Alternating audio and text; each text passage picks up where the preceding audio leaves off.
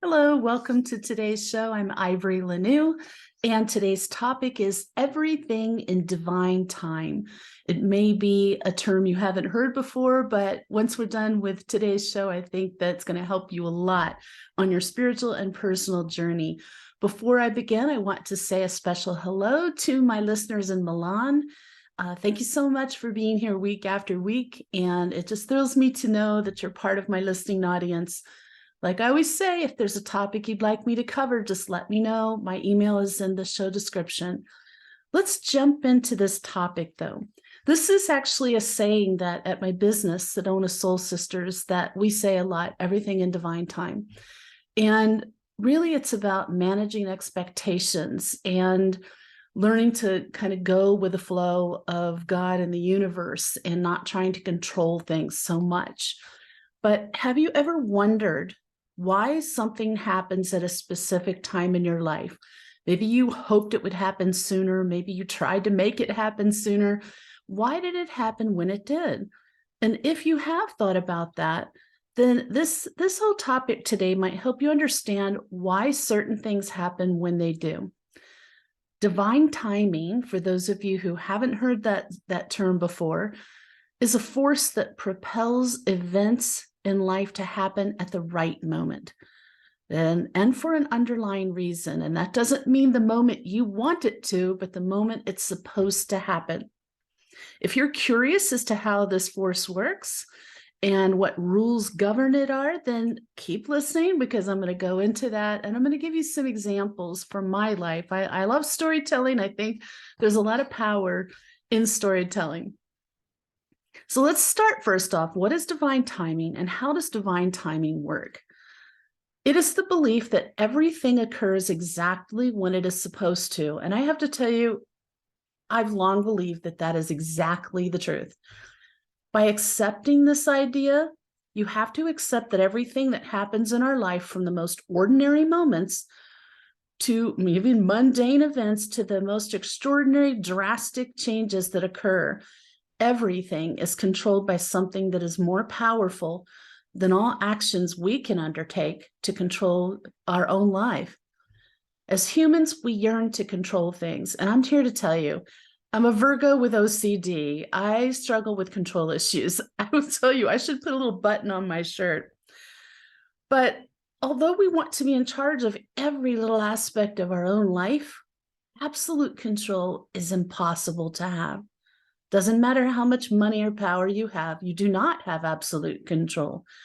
Despite our efforts, something rather, will always elude our grasp and assume its own flow.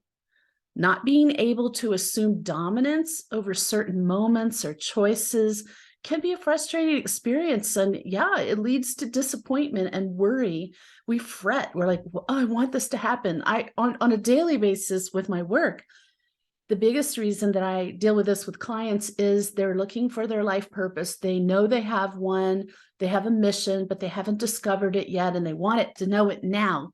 And I have to talk to them about this and letting things flow, letting things happen when they're meant to, in the way they're meant to. And oh, it's tough. I had to learn it. You have to learn it. And things are just better once you do. You are a divine creature. And as such, you need to accept the fact that not everything is up to you. As soon as you accept and learn to trust the timing of your life, you will release yourself from a lot of stress and anxiety that comes with the need to have that absolute power, which we can't have. Even though it may seem unclear why something's happening or something that you've waited for isn't happening, you need to remember that every good thing takes time, meaning the right moment has yet to come.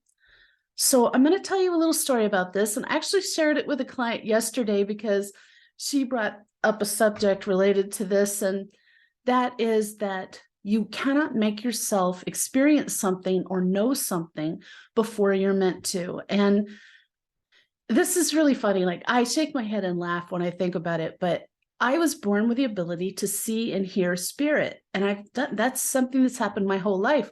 But when people would say I'm a medium, I'd say, oh, no, I'm just a sensitive. Now I think being a sensitive means you're not ready to accept you're a medium.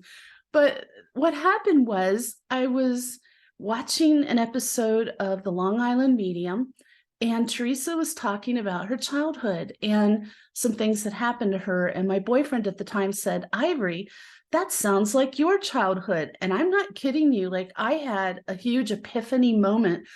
I felt like there was this golden glow around, and my head cleared, and I had like a ping sensation in my head. And I thought, oh my God, I'm a medium. How can I reach, over age 50 and not know that I'm a medium when I see and hear spirit? And my angels laughed about it. They're like, because it wasn't time yet. And that's been a powerful moment, a powerful lesson for me, that we are not going to be shown certain things, revealed certain information, or allowed to achieve something until the time is right. And it doesn't mean right in our view. It means right in God's view, the universe's, the creator's view, because there's a master plan and you're a part of it. So we're not always knowing. We really don't know what's going on behind the scenes, but God does, so it's kind of funny that, I guess a man plans and God laughs. Isn't that it? So true. I want to talk to you about the rules of divine timing. Yes, there's rules. Despite the seemingly random nature of divine workings, there are certain rules that have to be followed. And if you have decided to accept this outer force in your life, if you don't want to do this, if you want to fight it and try to make things happen, then you don't need to worry about the rules.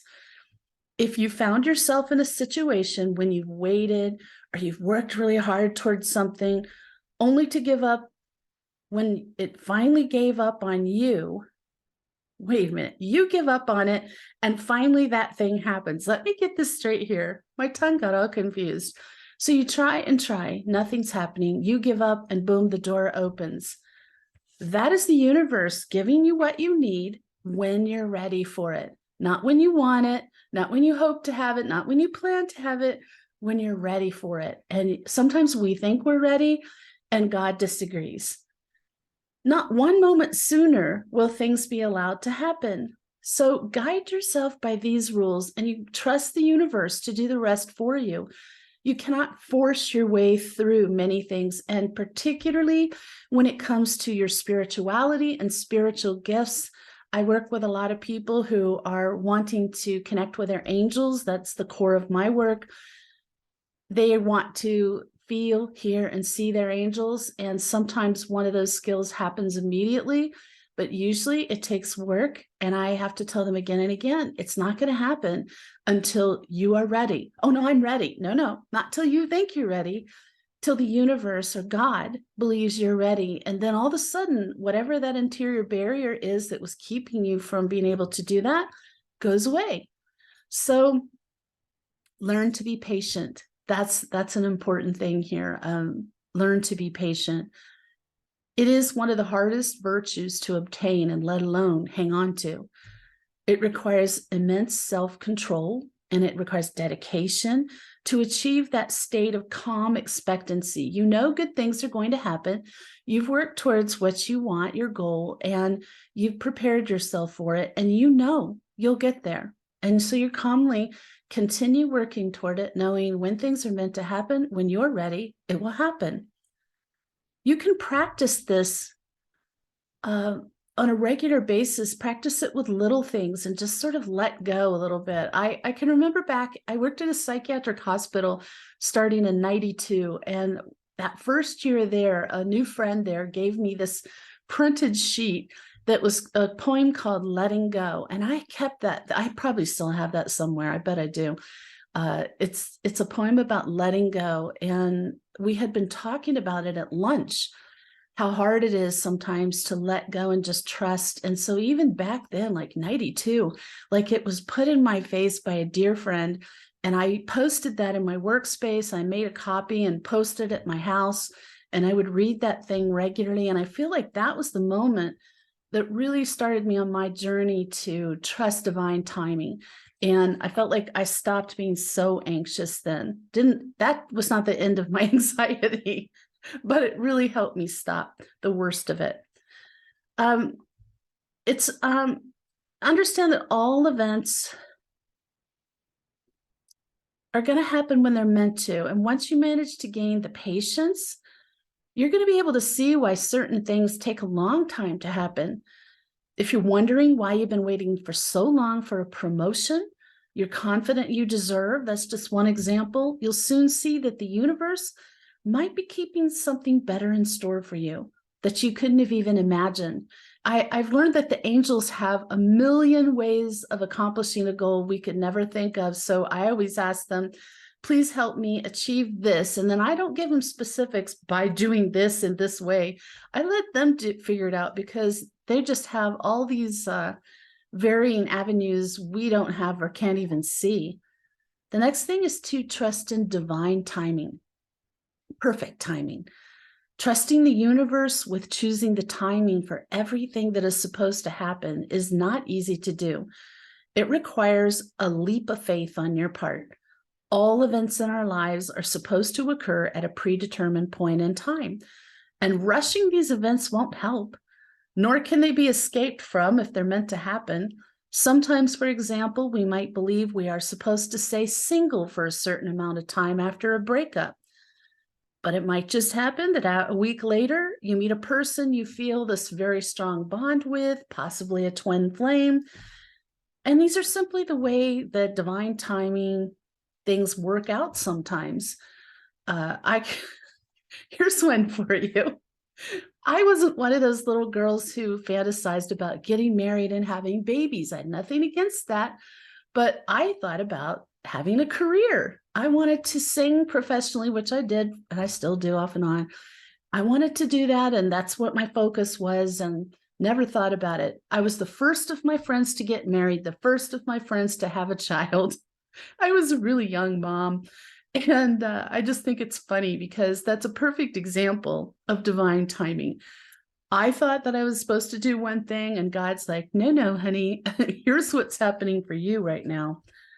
The next lesson is don't try to force things. I'm telling people all the time, you cannot bulldoze or logic your way through things and make it happen. When it comes to your spirituality, your spiritual journey, your life purpose, it's not going to work. You're actually getting in your own way if you do that.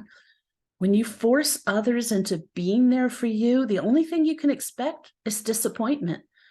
It's well known that you cannot force people to love you. When you try to do that, you usually end up heartbroken and lonely. It's the sad outcome of too many relationships. One partner keeps trying to force things on the other, never works. These relationships are never successful and are difficult for everyone involved in them. You have to wait for the right timing. And relationships that are meant for you will happen, and the ones that aren't are not going to work out. There's been so many times when I look back on things and I was just devastated when a relationship ended. And now from my perspective here, I can see I dodged a bullet. I dodged a big bullet, maybe multiple bullets. And that's probably true for you too. In many aspects of life, not getting a job, you may have dodged a bullet. The next thing is don't attach yourself to an outcome. I'm really big on this. Like I get excited about trips and adventures and visiting family, but I really try to stop myself from thinking about precisely what we're going to do, how it's going to be, because that's just setting yourself up for disappointment. It's trying to control other people and situations that's not going to work. So if you just say, I'm going to have a wonderful time, this is going to be a great adventure, and leave it at that, and let things unfold the way they're meant to, then you're going to have a wonderful time. You'll have some surprises. You're not going to stress other people out along with yourself. So when you embark on a new journey, whatever it is, try not to be too eager to reach the end. I think humans are always goal-oriented, but it's the journey that's a big part of our life. Most of our life is the journey to reach each of these destinations. Don't focus on what you want the final outcome to be. Just enjoy whatever's happening in the moment and have faith that the rest will work out. Maybe it'll be better then you could have planned if you had the option to plan every second of whatever you're doing.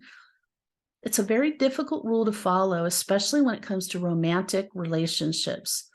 Whenever we meet someone new, we always imagine falling in love with them and spending the rest of our lives together, or a lot of people do, the opposite of what we are supposed to do.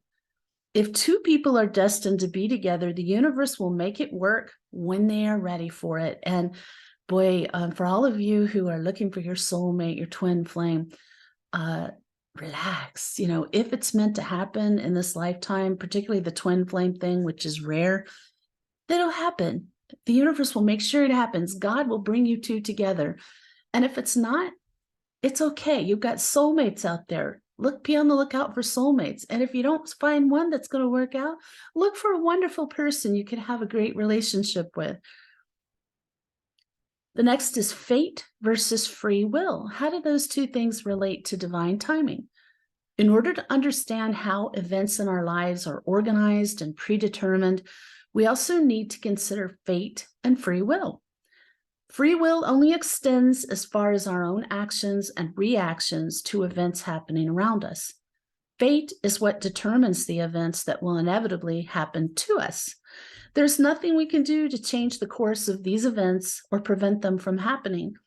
Fate and free will do not exist independently of each other, and although they might seem like conflicting concepts, there are many moments influenced by universal timing or divine timing when we can see both of those concepts at work. Through exercising our free will, we follow our desires with a hope of fulfillment. The universe aims to do the same. It wants to fulfill our desires.